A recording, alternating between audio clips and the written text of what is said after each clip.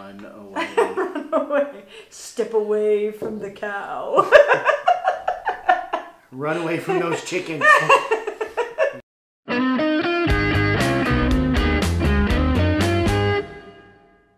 Hi, welcome to the Big Bear Homestead.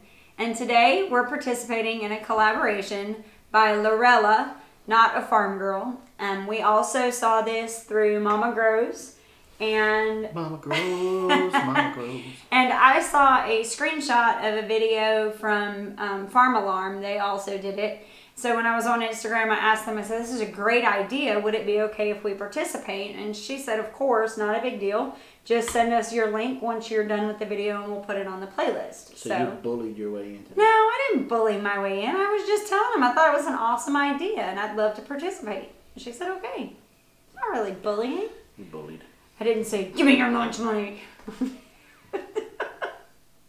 So anyway, if you could write a letter to your younger homesteading self, what would you say? No, I'm kidding. I'm just kidding. Run away. Run away. Step away from the cow. Run away from those chickens. No. I would tell myself, make sure you document everything, whether it's through film, writing down frost dates, keeping a good garden record, keeping a breeding schedule. Schedule.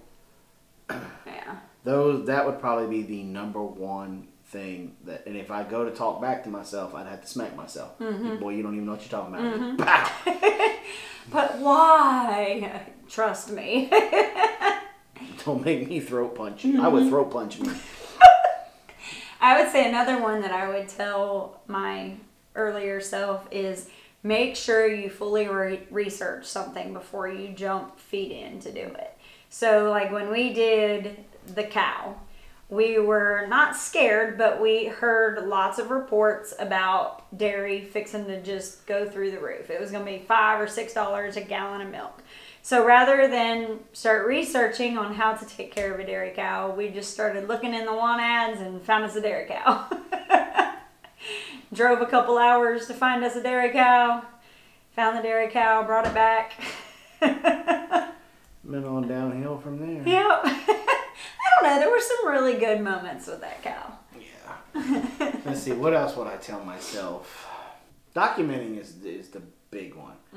And then I think the other one would be patient when looking for your land. I think that one would have been a good one. We had an okay spot in Augusta, and we jumped too fast to get the stuff in Grovetown. And that gave us a little bit of a hiccup. So I would tell myself to be patient. Well, and don't conform to the land. Let the land conform to you. Like, if you have an idea of what you want to do, set out your goals of how much land you think you have and what you think the land should look like. And then go look for it. Don't go see something and be like, well, it's in my price range and da-da-da. Don't do that. Don't try to make it work. Get what you want the first time, because I guarantee you, even if it costs a little bit more, you'll be happier. You'll be happier and ahead in the long run, because you're going to end up having to do it the way you wanted to do it in the first place. And if we were there at the same time, I would interrupt you and say, go read Joel Salatin. Everything he puts out, go find it, go read it, buy it, highlight it, digest it. Commit it to memory. Yeah. Right. Put it in place. Because now. then with doing that, then it would have helped us find where we are now. It would have helped us find this place quicker, faster. Probably, yes. And then I would say the final one, the one that's kind of more just a general me, not just homesteading me, is to be sure of yourself of this, that you're happy with this lifestyle, that this is what you want. Because there are going to be times when you have to leave a party to go milk a cow, or you have to call it a night early because your goats are about to kid and you need to be there, or whatever. Be secure that this is what you want, because it is, and don't be so quick to sacrifice who you are just so you can have friends, or just so that you can have interactions with people. Be secure of who you are and what your choices are. Yeah. Don't listen to the naysayers. Right. That's a huge one. Don't listen to the naysayers. Be mindful of wolves in sheep clothing. But the big one is the naysayers. Even if they're kin, don't let the naysayers take the wind out of your sail. I mean, we have dear friends of ours that when we first started doing this, we were crazy to them. We were crazy. They refused to eat at our house. They didn't want, nothing to do with what we were doing. But now those are the same people. And they're like, hey, you got any pork? They're like, hey, you got any more pork? Hey, you got some butter? So, that's what I would say is just make sure your self-esteem is not, you don't change who you are just to try and fit everybody else. Don't listen to the naysayers. No. So that would be it, right? I think if bold, we just take up like 6 pages in the letter. Don't listen to the naysayers. Keep on keeping on. Yeah, and definitely don't ever quit. Don't quit. Keep going. Push through it. You'll make it out okay on the other side. Yep. I think that would be good. You have any specific things? Like, I know you were saying don't buy the cow. That was one. Is there anything specific that we did that you're like, if I could go back and tell myself no, I would have? I'm trying to think.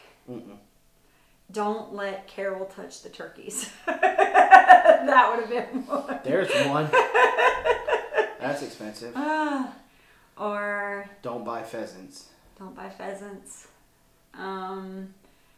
Make the chicken tractors a little bit stronger when you go off on vacation. Don't buy 200 chicks if you're not ready for 200 chicks.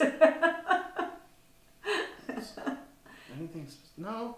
Because even with the dairy cow, I think in the long run, we came out on top. I mean, even with the very first cow that we bought. I know one. The very first round of pigs we bought. No. I would have told myself not to, because they caused us so much aggravation. But we learned so much about pigs. But you don't think that we would have learned it any other way? Nope. No. I don't know. I think we learned about specific breeds of pigs because of those pigs. We learned about proper fencing for pigs because of those pigs. We learned about some biology, things that pigs do because of those pigs. That's true. We did learn a lot from experience. And that's one thing I think with this video, with this collaboration at the end of everything, is that just because you could tell your younger self that, it's not that you didn't learn something from your younger self. Because at the end of the day, just like I was just thinking, I would tell myself, don't ever buy white birds for our area. I would have never, if I'd have known just how much of a big, catch me sign they were, nope, I would have never bought them. If that wouldn't have happened, then we wouldn't have what we got in the garage. What do we have in the garage? What's fixing to go to Salatin's place? Oh, yeah, okay. The 2 major things I would tell myself, three things that I would tell myself, be very short and sweet. Document everything. Don't listen to the naysayers, and have fun. Boom.